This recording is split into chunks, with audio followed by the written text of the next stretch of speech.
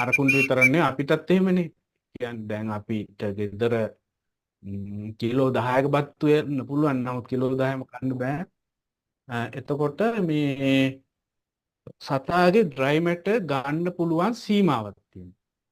ඒකට ඒ සීමාව තුල තමයි අර අපි සතාට අවශ්‍ය සියලු පෝෂණය ලබා දෙන්න ඕනේ. ඒකට රැෂන් ෆෝමියුලේෂන් වල වැදගත්ම මම ආපහු කියන්නම් වැදගත්ම දේ තමයි සතාට කොච්චර ඩ්‍රයි මැටර් ගන්න පුළුවන්ද කියලා තීරණය කරන එක. මේක හරියට තීරණය කළේ නැත්නම් එතනින් එහාට අපි අපේ හදන රැෂන් කිසිම දෙයක් සාර්ථක වෙන්නේ නැහැ. නැත්නම් සතාගේට ඒ උපරිම ප්‍රයෝජන ලැබෙන්නේ හේතුව අපි සතාට කන්න පුළුවන් ප්‍රමාණයට නෙවෙයි රැෂන් එක හදලා තියෙන්නේ.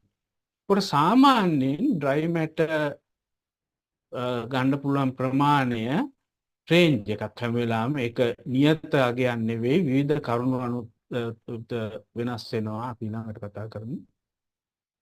සාමාන්‍ය රේන්ජ් එක තියෙන්නේ 2.5ක ඉඳන් 4.5ක් විතර වෙනකම්.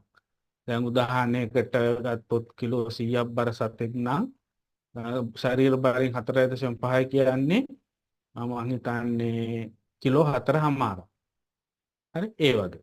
එතකොට මේ ඩ්‍රයි මැටර් ගන්න එක වෙනස් වෙනවා ගොඩාක් කරුණු අනුව. පළවෙනිම එක තමයි ස්ටේජ් ඔෆ් ලැක්ටේෂන්. එහෙම නැත්නම් කිරි මුරේ සතා ඉන්නේ කොයි තැනද කියන එක අපි ඊළඟට කතා කරමු. ඊට පස්සේ quality of feed. එහෙම නැත්නම් ආහාරයේ ගුණාත්මය. ආහාරයේ ගුණාත්මය වැඩි නම් වැඩිපුර කන්න පුළුවන්.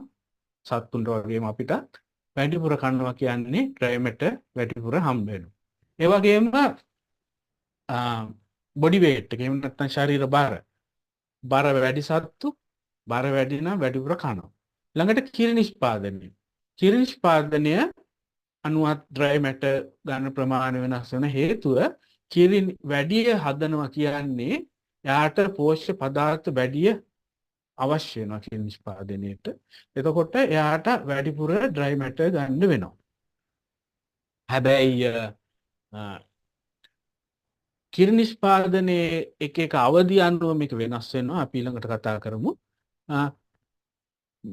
බේසිකලි ගත්තොත් කිරි නිෂ්පාදනයේ අනුවත් ඩ්‍රයි මැටර් ඉන්ටේක් එක වෙනස් වෙනවා. ඒ වගේම විශේෂයෙන්ම එන්වයරන්මන්ටල් කන්ඩිෂන්ස් එහෙම නැත්නම් පරිසර තත්ත්ව විශේෂයෙන්ම උෂ්ණත්වය ආර්ද්‍රතාවය අපි කියන්නේ